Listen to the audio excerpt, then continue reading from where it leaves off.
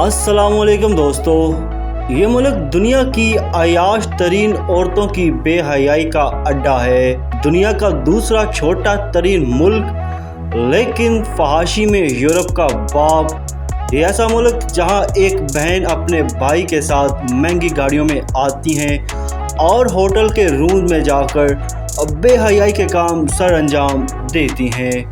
वो मुल्क जहाँ लोगों का मरना मना है, यहाँ के कब्रिस्तान में अब मज़ीद जगह नहीं। ऐसा मुल्क जिसके पास अपना कोई एयरपोर्ट नहीं। दोस्तों, मैं बात कर रहा हूँ मोनाको की। यहाँ पाकिस्तानी कैसे जा सकते हैं? यहाँ पे 75,000 से ज़ायद जॉब्स के मौक़ा।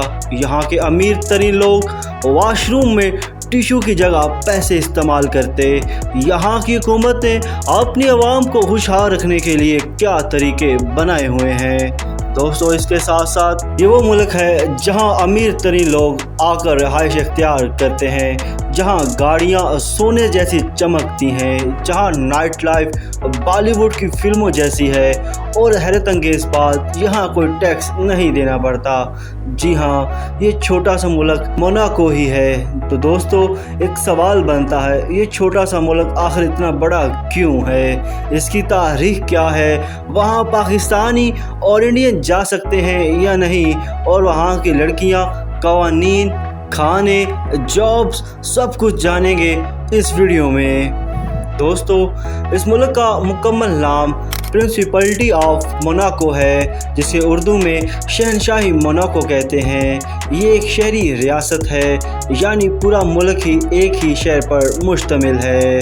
दोस्तों, इस मुल्क की ज़बान की बात करें, यहाँ की सरकारी ज़बान फ्रांसीसी है, लेकिन चूँकि दुनिया भर के लोग यहाँ रहते हैं तो अंग्रेज़ी, अतालवी और मोनेगासक ज़बानें भी बोली जाती हैं।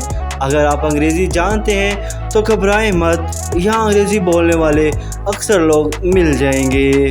इसके साथ साथ इस मुल्क के दारुल हुकूमत की बात करें, मोनाको खुद एक शहर है, इसलिए इसका दारुल हुकूमत भी मोनाको ही है।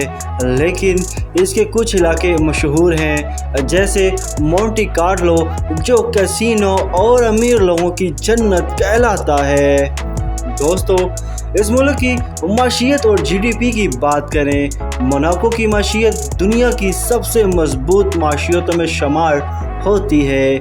यहाँ ज़रूरी या सनती पैदावार नहीं, बल्कि ये मुल्क चलता है फाइनेंस, बैंकिंग, सियाहत, जुआ खानों और लग्जरी बिजनेस पर। यहाँ की जीडीपी तकरीबन 10 अरब डॉलर है, लेकिन हैरानकुन बात यह है कि फ़ीकस आमदनी 2,50,000 डॉलर से भी ज़ायद है, यानी हर शख्स औसतन करोड़पति, अगर पाकिस्तानी हो तो अरबपति होता है। यहाँ की सबसे बड़ी कशिश ये है कि कोई इनकम टैक्स नहीं देना। जी हाँ, अमीर लोग यहाँ इसलिए आकर रहते हैं। यहाँ की हुकूमत ने अपनी आवाम के लिए टैक्स ख़त्म कर दिया है, इसलिए यहाँ के लोग खुशहाल ज़िंदगी गुजार रहे हैं। दोस्तों, इसके साथ साथ इस मुल्क की आबादी और रकबे की बात करूँ, दोस्तों, मोनाको का कुल रकबा सिर्फ 2.8 मुरब्बा किलोमीटर है और आबादी तकरीबन 38,000 है। ये दुनिया का दूसरा सबसे छोटा मुल्क है, पहला है वेटिकन सिटी। दोस्तों, इसके साथ साथ लेकिन गुंजान आबादी के लिहाज से ये दुनिया में नंबर 1 पर है। दोस्तों, इस मुल्क की सरहदों की बात करें, मोनाको सिर्फ फ्रांस के साथ सरहद रखता है। एक तरफ नीला बहरे रूम और बाकी तीनों तरफ फ्रांस है। ये इलाका फ्रेंच रिवोरा पर वाक़या है, जो दुनिया के खूबसूरत तरीन साहिली इलाकों में से एक है। दोस्तों, अगर इस मुल्क के जॉब्स और रोज़गार की बात करें, मोनाको में ज़्यादातर मुलाजमतें hotel, tourism, banking, fashion, luxury business اور کلب مینجمنٹ میں اور اس کے ساتھ ساتھ کسینو میں ہوتی ہیں۔ یہاں تقریباً 75,000 سے زائد نوکریاں ہیں جن میں زیادہ تر غیر ملکیوں کے پاس ہیں، لیکن یہاں جاب کرنا آسان نہیں کیونکہ حکومت مقامی رہائشیوں کو ترجیح دیتی ہے اور ویزا کی شرائط بھی سخت ہیں۔ لیکن پاکستانیوں کے لیے اور انڈین کے لیے کیا ویزا شرائط ہیں وہ آگے جا کے میں آپ کو ڈسکس کروں گا۔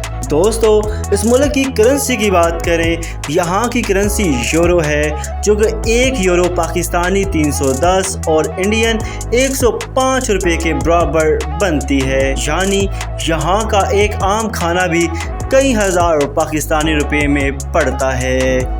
دوستو، اس ملک میں پاکستانی و انڈین کمیونٹی کی بات کریں، موناکو میں پاکستانی اور انڈین کمیونٹی بہت کم ہے۔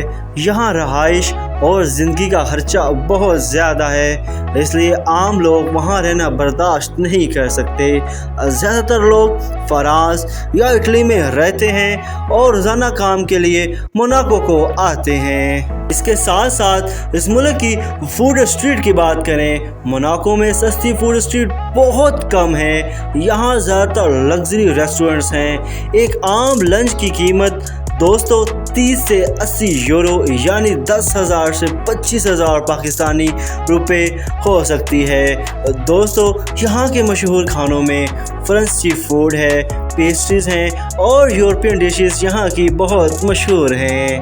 دوستو، اس کے ساتھ ساتھ یہاں کے نائٹ لائف اور کلبز کی بات کریں، موناکو کی نائٹ لائف کی جو دنیا بھر میں بہت مشہور ہے، خاص طور پر مونٹی کارلو کسینو، جہاں امیر لوگ رات بھر گیمز کھیلتے ہیں، پارٹیز کرتے ہیں اور موسیقی پر ڈانس کرتے ہیں۔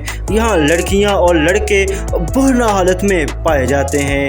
ان کسینوز کے اندر لڑکیاں اور لڑکے فحشانہ انداز میں ڈانس کرتے ہیں۔ اس کے ساتھ ساتھ یہ سب وہاں پر عام ہوتا ہے، البتہ یہاں غیر اخلاقی سرگرمیاں بھی ہوتی ہیں۔ سارا نظام ہائی کلاس سوشل کلچر کی طرف پر چلتا ہے۔ اس کے ساتھ ساتھ یہاں کی لڑکیاں بارز اور کلبز میں غیر ملکیوں کے ساتھ زنا کرتی ہیں۔ یہاں کے کلبوں اور کسینوں میں لوگ بیگوں سے بھر کر پیسے لاتے ہیں اور یہاں پر جوا کھیلا جاتا ہے اور پھر خوبصورت لڑکیوں پر پیسے اڑائے جاتے ہیں۔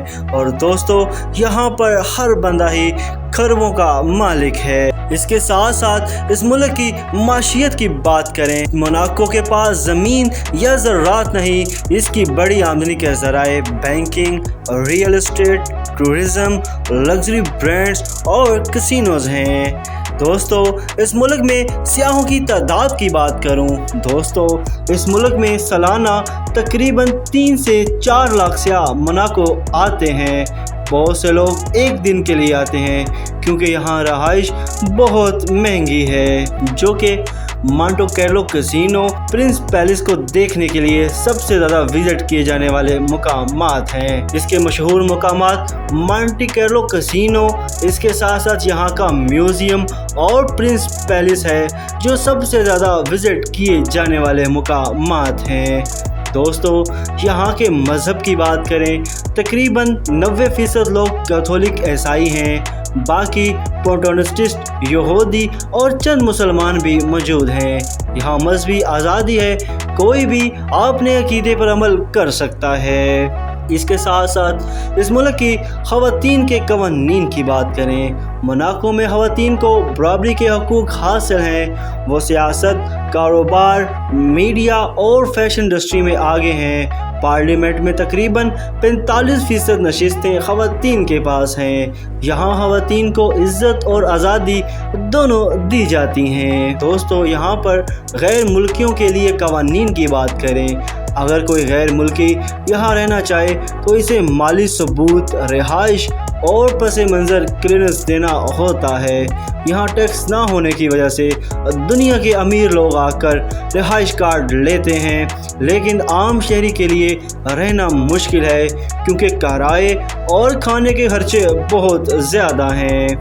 दोस्तों इस मुल्क के सैर व तफरीह के मुकामात की बात करूं, यहाँ के मशहूर मुकामात मॉन्टे कार्लो कैसीनो है, म्यूज़ियम है, प्रिंस पैलेस है, जापानीज़ गार्डन है, एक्जोटिक गार्डन है।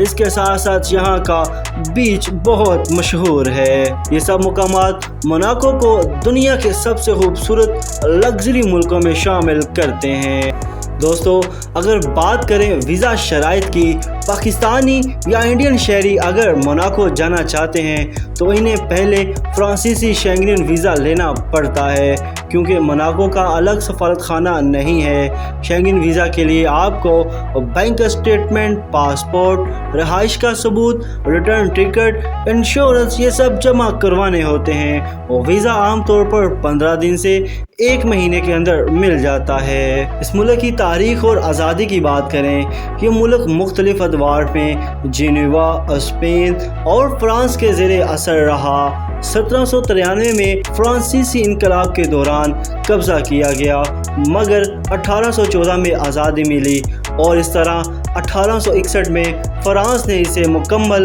खुद मुख्तार रियासत तस्लीम किया।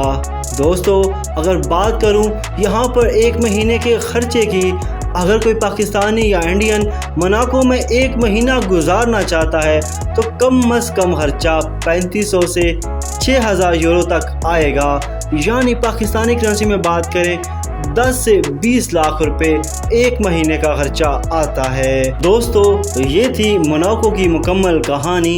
एक छोटा सा मुल्क जो दुनिया के अमीर तरीन मुल्कों में शामिल है, जहाँ टैक्स नहीं मगर ज़िंदगी बहुत महंगी है, जहाँ समंदर के किनारे लग्जरी गाड़ियाँ और रात भर जगमगाते क्लब शहर को रोशन रखते हैं।